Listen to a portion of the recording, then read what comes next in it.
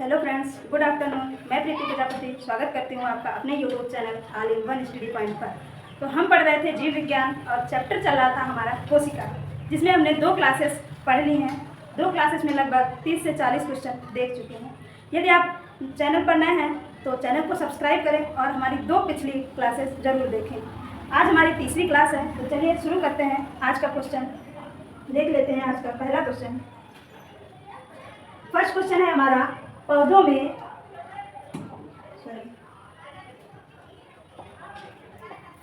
First question है, पौधों में कोशिका भित्ति का निर्माण करने वाले जटिल कार्बोहाइड्रेट को क्या कहा जाता है? ऑप्शन है माल्टोज, सेलुलोज, सुक्रोज, लैक्टोज। तो जो सही जवाब हो जाएगा वो है सेलुलोज। पादप में कोशिका भित्ति सेलुलोज की बनी होती है। यदि हम बात करें जीवाणु और कवक में, तो देख लेते हैं। जीवाणु में भी कोशिका भित्ति पाई जाती है और कवक में भी। तो जो कवक में कोशिका भित्ति होती है वो काइटिन की बनी होती है, जीवाणु में पेप्टिडोग्लाइकन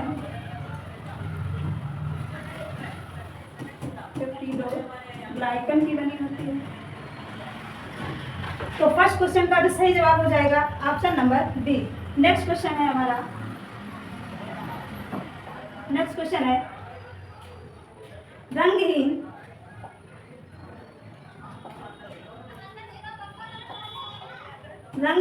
लवक क्या कहलाते हैं? ऑप्शन है ल्यूकोप्लास्टिड, एपिकोप्लास्टिड, क्रोमोप्लास्टिड, क्लोरोप्लास्टिड। तो रंगहीन लवक क्या कहलाते हैं? यदि बात करें हम लवक की, तो लवक 3 प्रकार के होते हैं। पहला क्लोरोप्लास्टिड, दूसरा क्रोमोप्लास्टिड,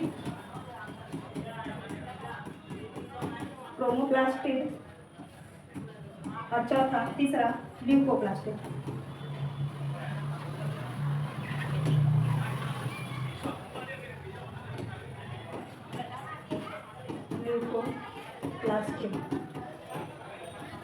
यदि बात करें क्वेश्चन नंबर 2 की, तो रंगहीन लवक ल्यूकोप्लास्टिड को कहा जाता है।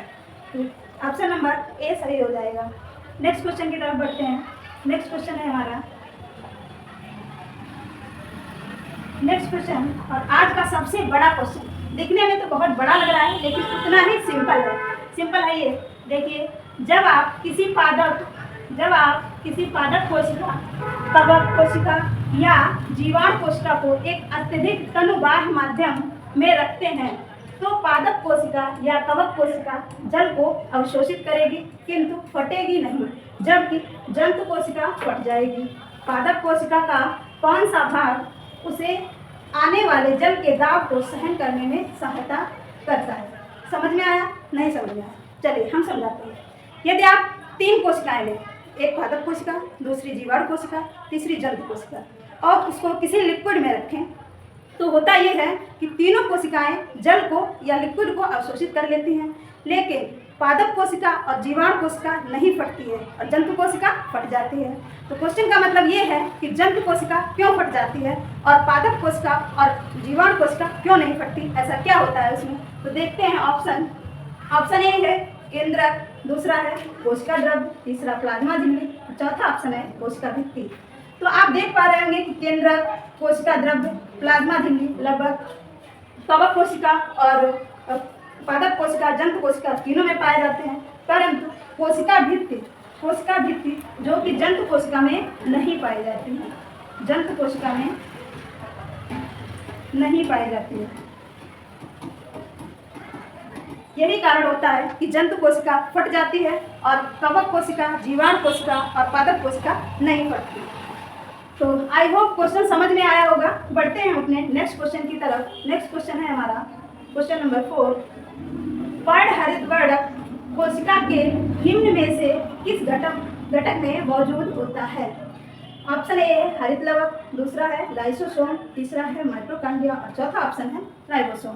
तो क्या हो जाएगा सही जवाब? यदि सही जवाब की बात करें तो ऑप्शन नंबर ए बिल्कुल सही जवाब हो जाएगा, हरित लवक। लाइसोसोम को आत्महत्या की थैली कहा जाता है, आत्महत्या की थैली। माइटोकॉन्ड्रिया को पावर हाउस कोशिका का पावर हाउस,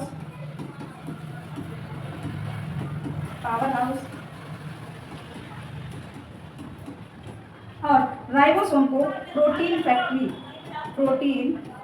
फैक्ट्री भी कहा जाता है। तो क्वेश्चन नंबर 4 का हमारा सही जवाब हो जाएगा ऑप्शन नंबर ए, हरित लवक। नेक्स्ट क्वेश्चन की तरफ बढ़ते हैं। क्वेश्चन नंबर 4, क्वेश्चन नंबर 4 है, कोशिका में केंद्रक के अतिरिक्त निम्न में से इन दो कोशिकाओं के अपने डीएनए और राइबोसोम होते हैं। क्वेश्चन का मतलब यह है कि कोशिका की बात करें तो कोशिका में केंद्रक में तो डीएनए पाया जाता है, और अन्य कौन से दो ऐसे कोशिकाएं हैं जिनमें डीएनए पाया जाता है? तो ऑप्शन है लवक और माइटोकॉन्ड्रिया, लवक और गाल्जी काय, माइटोकॉन्ड्रिया और गाल्जी काय, माइटोकॉन्ड्रिया और लाइसोसोम। तो इस क्वेश्चन का सही जवाब हो जाएगा लवक और माइटोकॉन्ड्रिया। कोशिका में लवक, माइटोकॉन्ड्रिया और केंद्रक ये 3 ऐसे कोशिकाएं हैं जिनका खुद का डीएनए होता है। तो मूव करते हैं नेक्स्ट क्वेश्चन की तरफ। नेक्स्ट क्वेश्चन है हमारा क्वेश्चन नंबर 6, कह रहे हैं पादप कोशिका में कोशिका भित्ति क्यों पाई जाती है? जो पादप कोशिका है इसमें कोशिका भित्ति क्यों पाई जाती है, मतलब कि कोशिका भित्ति का क्या काम है? तो ऑप्शन है क्योंकि कोशिका भित्ति विभिन्न पर्यावरणीय कारकों से पादप कोशिकाओं की रक्षा करती है। बी ऑप्शन क्योंकि पादप कोशिकाएं सजीव होती हैं, क्योंकि तीसरा ऑप्शन है क्योंकि पादप कोशिकाओं में कोशिका झिल्ली नहीं होती है। चौथा ऑप्शन है क्योंकि प्रकाश संश्लेषण के लिए इसकी आवश्यकता नहीं होती है। तो बात करें अगर क्वेश्चन 6 की, तो सही ऑप्शन हो जाएगा ऑप्शन नंबर ए, क्योंकि कोशिका भित्ति विभिन्न पर्यावरणीय कारकों से पादप कोशिकाओं की रक्षा करती है। जो कोशिका भित्ति है यही कोशिका को आकार और सुरक्षा प्रदान करती है। बात करें अगर तो यह आकृति भी प्रदान करती है और सुरक्षा भी। कोशिका भित्ति का क्या काम है? कोशिका को सुरक्षा देना और आकृति प्रदान करना। नेक्स्ट क्वेश्चन है हमारा क्वेश्चन नंबर 7, पौधों को ऊर्जा की कम आवश्यकता क्यों होती है? क्वेश्चन अधूरा रह गया है। क्वेश्चन का मतलब यह है कि पौधों को जंतु कोशिका के तुलना में देखा जाए तो कम ऊर्जा की आवश्यकता क्यों होती है? क्योंकि उनमें अत्यधिक मृत कोशिकाएं पाई जाती हैं, क्योंकि वह केवल ऊंचाई में बढ़ते हैं, क्योंकि वह अपना भोजन स्वयं बनाते हैं, क्योंकि वह ऑक्सीजन का उत्पादन करते हैं। तो इसका सही ऑप्शन हो जाएगा ऑप्शन नंबर ए, क्योंकि उनमें अत्यधिक मृत कोशिकाएं पाई जाती हैं। हम बता दें आपको कि जो जंतु कोशिका है, जंतु कोशिका में कोई भी मृत कोशिका नहीं पाई जाती है, इसीलिए उसको ऊर्जा की अधिक आवश्यकता है। जबकि पादप कोशिका में बहुत सारी मृत कोशिकाएं पाई जाती हैं, इसलिए कम ऊर्जा की आवश्यकता होती है। बढ़ते हैं नेक्स्ट क्वेश्चन की तरफ। नेक्स्ट क्वेश्चन है हमारा क्वेश्चन नंबर 8, निम्न को सुमेलित कीजिए। लाइसोसोम पावर हाउस, डीएनए गुणसूत्र, माइटोकॉन्ड्रिया आत्महत्या की थैली। तो अगर इसको हम सुमेलित करें तो लाइसोसोम को आत्महत्या की थैली कहा जाता है और माइटोकॉन्ड्रिया को पावर हाउस कहा जाता है। जो डीएनए होता है वो गुणसूत्र में पाया जाता है। इस तरीके से हमारा ऑप्शन सही हो जाना चाहिए सी, बी और ए। सी, बी, ए, ऑप्शन नंबर बी इसका सही जवाब हो जाएगा। नेक्स्ट क्वेश्चन की तरफ मूव करते हैं। क्वेश्चन नंबर 10, शायद एक क्वेश्चन पीछे लगा गया। 9, किसी कोशिका में मौजूद सबसे बड़ा कोशिकांग कौन सा होता है? अंतःप्रद्रव्य जालिका, नाभिक, गाल्जी काय, माइटोकॉन्ड्रिया। मतलब कोशिका का सबसे बड़ा कोशिकांग कौन सा है? तो इसका सही जवाब हो जाएगा नाभिक या केंद्रक, इसे केंद्रक भी कहते हैं। बात करें केंद्रक की, तो कोशिका में सबसे बड़ा भाग क्या होता है? केंद्रक। कितना बड़ा? कुल कोशिका का 10%। कोशिका का 10% भाग केंद्रक होता है। और एक इसके चारों तरफ एक झिल्ली पाई जाती है जिसको कहते हैं केंद्रक झिल्ली। केंद्रक झिल्ली, जो केंद्रक है यह दोहरी झिल्ली युक्त होता है। दोहरी झिल्ली युक्त होता है। तो अगला क्वेश्चन, नेक्स्ट क्वेश्चन है हमारा और आज का शायद लास्ट क्वेश्चन होगा।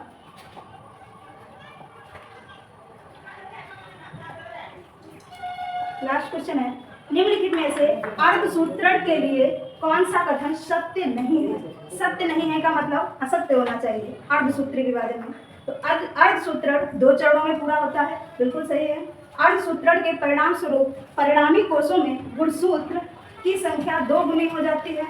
अर्धसूत्रण के दौरान जनक कोषों के जीन परिणामी कोषों में मिश्रित हो जाते हैं। लास्ट ऑप्शन है, जनन ग्रंथि में अर्धसूत्रण युग्मक के उत्पादन के लिए होता है। तो ये भी बिल्कुल सही जवाब है।